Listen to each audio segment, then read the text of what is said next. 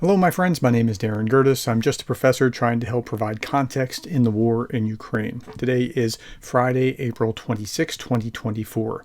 Here are the four big stories for today. So the U.S. has allocated the $6 billion in military aid. We talked about this a bit yesterday, so I'm not going to go over it in fine detail. I'm pleased to announce $6 billion as part of an initiative to help Ukraine. This will help buy weapons that are made in the United States. This is the largest aid package ever. It will include critical interceptor equipment for NASAMS and Patriot systems, more drones and other equipment, large quantities of artillery ammunition, and surface-to-air missiles.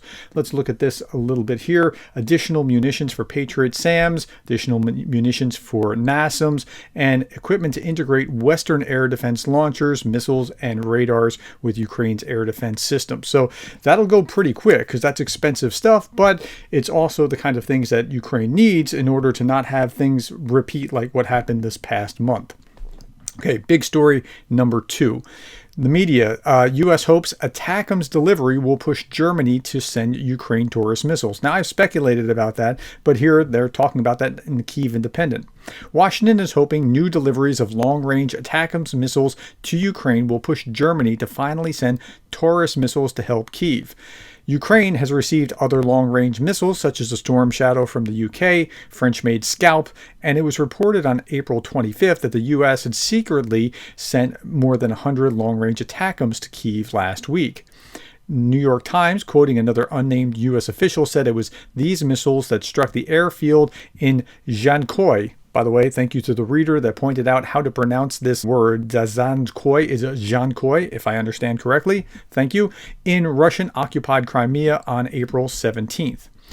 Taurus is a German-Swedish-made cruise missile with a range of over 500 kilometers, and so that can hit pretty far inside Russia, but that's also what the Germans are actually afraid of. They're also designed to hit buried and protected targets, but their increased range would also allow for strikes deep inside Russian territory, a scenario that has made Berlin nervous. Berlin really, like Biden, really needs to get over the idea that, what if we tick off Putin? What if we push him just a little bit too far? Oh no, what will happen then? That this appeasement kind of mentality just needs to go away. Okay. Next big story. Ukraine agricultural minister detained in multi-million-dollar corruption inquiry. He's accused of illegally seizing land worth more than $7 million when he was head of a major farming firm while he was also a member of parliament. An anti-corruption court ordered him to be held in custody until 24 June. Prosecutors said bail was set at $1.9 million. Solinsky offered his resignation this week, promised to cooperate with the investigation. Prosecutors said on Friday they had charged a dozen other people in the case, including civil servants. Corruption is still there, but they're at least rooting it out. Separately, prosecutors said that they had suspended the deputy head of the regional council in the front line of Zaporizhia region for 1 month. The official was found to have been implicated in a bribery scandal worth $16,000. Again, it's there. Corruption is there. It's part of how the system has been, and it's slowly but surely moving in the right direction. They're at least exposing it and dealing with it.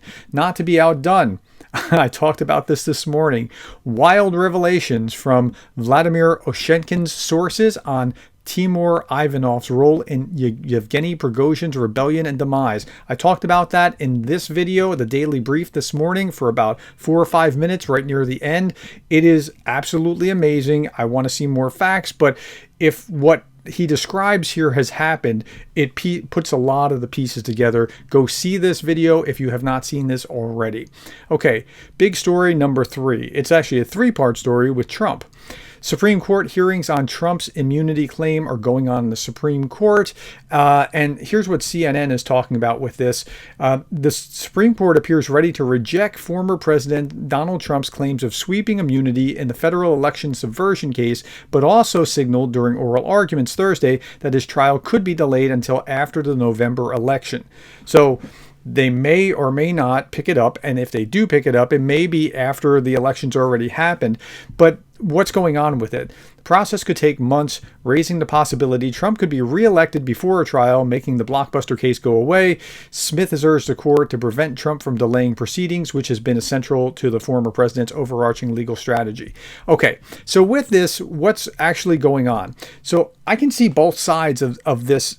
As I listen to both sides talk, I'm like, well, that's a good point. That's a good point. And I'm usually not like that, but I can see why they're saying it. So on Trump's side, they're saying things like, look, if a president can be charged after his time in office for whatever he's done, then it really, like, by a partisan prosecutor on the other side, that's going to really cool the fervor of people who would want to serve. On the other side, you're saying, well, no one's above the law, and it's true, no one's above the law.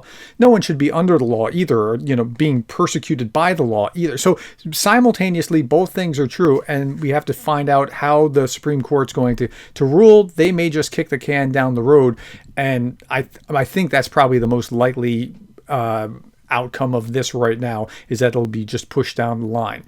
Okay, meanwhile, Trump is actually physically in New York at his trial for his hush money for the affair with the porn star Stormy Daniels, and they're talking about another person that he had apparently in a relationship with, a Playboy model or something along those lines.